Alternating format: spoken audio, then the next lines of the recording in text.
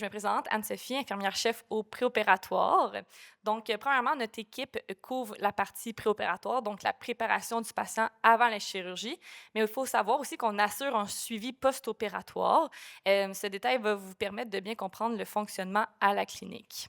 Mais pour ce matin, moi, je vais vous présenter l'optimisation préopératoire, une prise en charge multidisciplinaire. Donc, si nous rentrons dans le vif du sujet, donc pour réussir une chirurgie ambulatoire, on doit tout d'abord identifier les problèmes potentiels pouvant nuire au succès. Donc, nous avons plusieurs effets indésirables que les patients peuvent vivre après une chirurgie de la hanche ou du genou. La douleur, la nausée, l'hypotension orthostatique, donc c'est des étourdissements lors des changements de position, sont fréquents, mais on se doit de les prévenir parce que les patients vont quitter après 1 ou 3 nuits à la clinique. Ces problèmes ne surviennent pas nécessairement chez tous les patients, mais nous devons modifier nos pratiques afin de les éviter autant que possible. Pour ce faire, à la clinique Duval, on utilise l'approche ERAS. C'est une approche fondée sur des données probantes visant à optimiser les soins avant, pendant et après la chirurgie, dans le but de diminuer les complications post-opératoires, d'avoir une accélération au niveau de la récupération, de diminuer la durée du séjour et d'améliorer l'expérience du patient global. L'un des premiers principes du programme, c'est d'avoir une approche multimodale. Donc, on va mettre en place plusieurs interventions au niveau du processus opératoire pour venir prévenir les problèmes potentiels que j'ai énumérés dans la première diapositive. Une seule intervention, elle est modérée, mais c'est lorsqu'on met en place plusieurs interventions dans le processus que ça fait un effet synergique et un effet important sur les résultats post-opératoires. Toutes les interventions ne sont pas nécessaires pour chaque patient, mais elles sont nécessaires pour le succès d'une cohorte. L'approche ERAS nous permet de guider notre pratique, mais c'est par notre évaluation clinique qu'on personnalise les soins aux patients. La préhabilitation personnalisée, c'est une approche émergente dans la recherche et dans la pratique préopératoire. Le docteur Carly, qui est un pionnier dans ce domaine, démontre l'importance d'investir du temps préopératoire pour avoir de meilleurs résultats post-opératoires. À la clinique, c'est déjà une approche que nous utilisons depuis les 5 dernières années. Sur l'image ici, on voit bien comment on peut l'appliquer au quotidien. Donc, on a vraiment le patient qui est au cœur de nos soins. Et puis, on va venir identifier les facteurs de vulnérabilité médicale et non médicale. Et puis, on va mettre en place des interventions pour venir optimiser ceux-ci. Donc, ça peut être autant au niveau du soutien du patient, est-ce que c'est des exercices physiques qu'on doit bonifier, de la consultation pour le nutritionniste, des conseils nutritionnels ou l'optimisation des comorbidités. C'est important que le patient soit un acteur actif dans le processus de soins, puisque ça permet de l'engager dans son expérience, mais aussi ça le permet de s'engager au niveau de sa santé. J'aimerais maintenant inviter mon équipe, l'équipe du préopératoire, à se lever pour que je puisse vous présenter. Levez-vous, gênez-vous pas. Vous faites partie de ma présentation. Donc, on a des adjointes administratives à la réception. C'est vraiment notre premier contact. C'est le premier contact avec le patient. C'est notre première ligne. Ensuite de ça, on a 4 adjointes administratives au préopératoire qui s'assurent d'accompagner les patients à avoir tous les documents nécessaires pour la chirurgie. Nous avons 2 infirmiers auxiliaires et 5 infirmières cliniciennes qui jouent un rôle de coordination au niveau des soins et qui assurent le suivi. On a également 2 médecins généralistes qui font partie de notre équipe. J'aimerais qu'on leur donne une belle main d'applaudissements pour leur excellent travail au quotidien.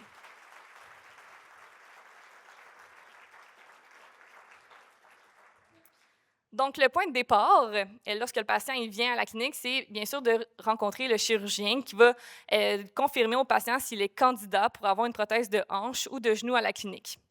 Une de nos forces à la clinique, c'est qu'on offre le bilan préopératoire tout de suite après avoir vu le chirurgien. C'est un avantage et les patients l'apprécient. Le patient va ensuite remplir un questionnaire médical qui va être notre premier point de départ pour en connaître plus sur sa santé. Ensuite de ça, il va rencontrer l'infirmière qui va lui décrire le séjour, les médicaments potentiels qu'il va recevoir. Elle va répondre à ses questions. Elle va effectuer des prises de sang, électrocardiogramme au repos, signes vitaux. Donc, c'est vraiment un moment où que le patient, on personnalise déjà les soins et puis on crée un lien avec lui. Ensuite de ça, il va rencontrer la physiothérapeute pour son bilan préopératoire et le médecin généraliste qui va effectuer un examen physique complet et qui va revoir avec le patient le questionnaire qu'il aura préalablement rempli. On collecte dans ce moment-là toutes les données qui vont nous permettre de personnaliser les soins au patient et s'assurer que le patient est prêt pour la chirurgie. Apprendre à connaître son patient, ça demande du temps, mais c'est essentiel de connaître ses attentes en vue de la chirurgie et puis de connaître ses craintes et ses antécédents selon ses expériences qu'il a vécues. On remet aussi au patient des documents, un cahier informatif où ça lui permet de se préparer avant l'opération, qu'est-ce qui va se passer pendant et qu'est-ce qu'on s'attend à voir après. Un patient qui est bien préparé, ça diminue son anxiété et ça diminue le nombre de médicaments d'antidouleurs qu'il pourra prendre après l'opération. On a récemment implanté une plateforme numérique via PreCare qui, le patient, dans le fond, il retrouve plusieurs vidéos explicatives pour bien se préparer. Ça peut être autant avant la chirurgie qu'après la chirurgie. On a aussi dans le fond, les patients ont accès à plusieurs documents informatifs supplémentaires au cahier informatif. Il y a aussi également un espace clavardage qui, le patient peut rapidement rentrer en contact avec un membre de l'équipe. Maintenant, on va rentrer dans l'optimisation de la santé. L'infirmière y joue un rôle clé. Elle se doit d'identifier les facteurs de santé modifiables. Elle joue un rôle clé puisqu'elle doit intervenir auprès du patient, mais aussi collaborer avec les médecins qui seront nécessaires à préparer le patient. Par exemple, elle pourra parler avec les chirurgiens, les médecins généralistes. Ça peut être au niveau de la pharmacie du patient, le CLSC, le médecin spécialiste. Donc, elle a vraiment un rôle pivot. Elle agit comme un fil conducteur du parcours préopératoire. À la clinique, il y a 5 valeurs qui ont été établies, soit l'empathie, l'excellence, l'intégrité, l'amélioration continue et puis la collaboration. Nous trouvons important de mettre de l'avant la collaboration puisqu'elle est vraiment essentielle de collaborer et de communiquer en équipe pour assurer des soins sécuritaires aux patients et assurer une fluidité entre chaque département de la clinique. L'optimisation, les facteurs de risque modifiables. Donc, ça, c'est une liste de maladies qu'on optimise en vue de la chirurgie. J'aimerais simplement passer rapidement sur les 3 premiers concernant les habitudes. Donc, on va demander aux patients pour la consommation de tabac et d'alcool de diminuer, voire de réduire en vue de la chirurgie, puisque ça augmente le risque d'infection post-opératoire. Pour les patients qui prennent déjà des antidouleurs avant la chirurgie, on va leur demander de diminuer si possible, sinon on va les accompagner dans le processus. Mais c'est déjà un indice que peut-être que ce patient-là, on va devoir ajuster sa médication en post-opératoire parce qu'il va demander il va être plus souffrant, il va demander plus d'antidouleurs. Donc, l'optimisation, ça nous permet de personnaliser les soins aux patients. Donc, on commence avec le diabète. C'est important d'identifier les cas inconnus de diabète et de prédiabète. Comme qu'on voit sur l'image, non, attends, je reviens. Donc, on va pour s'y faire, on va regarder l'HbA1c, donc c'est le taux de sucre sur 3 mois. Puis, avec cet indice, comme qu'on voit sur l'image, lorsque ça atteint 7,7 %, les études démontrent que ça augmente le risque d'infection post-opératoire. À la clinique, on a établi que l'HbA1c doit être inférieur à 8,0 avant la chirurgie. Si c'est au-dessus de cette cible, on va optimiser le patient via des conseils nutritionnels. On va collaborer avec le médecin généraliste pour ajuster la médication aux besoins. On va pouvoir aussi référer à son médecin de famille selon la situation clinique. Il faut savoir qu'à la clinique, on a un protocole de médicaments préétabli. Donc, on donne toujours les mêmes médicaments aux patients, mais selon leurs conditions de santé, on va venir ajuster ce protocole. Donc, vous allez voir que dans les autres diapositives aussi, je vous en parle, mais pour le diabète, on va venir ajuster la dexaméthasone, qui est un médicament qui diminue la douleur, mais qui fait augmenter le taux de sucre dans le sang. Donc, si on a un patient qui est déjà sensible à faire une hyperglycémie, bien, par précaution, on va diminuer ce médicament-là. Concernant l'anémie, donc l'anémie, dans le fond, c'est lorsque l'hémoglobine dans le sang est basse. À la clinique, on vise un hémoglobine en haut. Un petit peu de misère, l'image. Mais on vise un hémoglobine en haut de 130 parce que les études démontrent qu'au-dessus de ce chiffre, on réduit considérablement le risque de transfusion sanguine. Puis c'est ça qu'on veut prévenir avec l'anémie. La majorité des cas des patients qui viennent pour une arthroplastie, leur anémie va être causée par une carence en fer. Donc, notre but en préopératoire, c'est de remplir ces réserves de fer pour avoir son corps avec tous les outils nécessaires pour le post-opératoire avec les pertes de sang qu'il va y avoir. On a mis en place une ordonnance collective qui favorise l'autonomie de l'infirmière. Et aussi, puis ça nous permet de bien structurer nos discussions interdisciplinaires pour choisir le bon plan de traitement pour le patient. Lorsque l'hémoglobine se situe entre 115 et 130, on va opter pour un traitement en fer intraveineux ou par la bouche, mais plus précisément, on vise l'intraveineux puisque l'absorption elle est meilleure. Lorsque l'hémoglobine est en bas de 115, on va choisir un traitement à l'éprex qui va venir stimuler la production de globules rouges au niveau de la moelle osseuse. Ces deux traitements demandent beaucoup de coordination avec la pharmacie, le CLSC et le patient. On va aussi également donner des conseils nutritionnels pour avoir une alimentation riche en fer. En association avec l'acide tranexamique, c'est un médicament qu'on donne avant l'opération qui diminue les saignements. Entre 2021 et 2024, nous avons effectué 3 379 prothèses de hanches et de genoux. À main levée, selon vous, combien de patients en post-opératoire ont nécessité une transfusion sanguine? Donc, qui pense que 77 patients ont reçu une transfusion sanguine entre 2021 et 2024? Personne? OK. Qui pense que 7 patients ont eu une transfusion sanguine post-opératoire? OK, parfait. Et qui pense que 777 patients ont reçu une transfusion sanguine?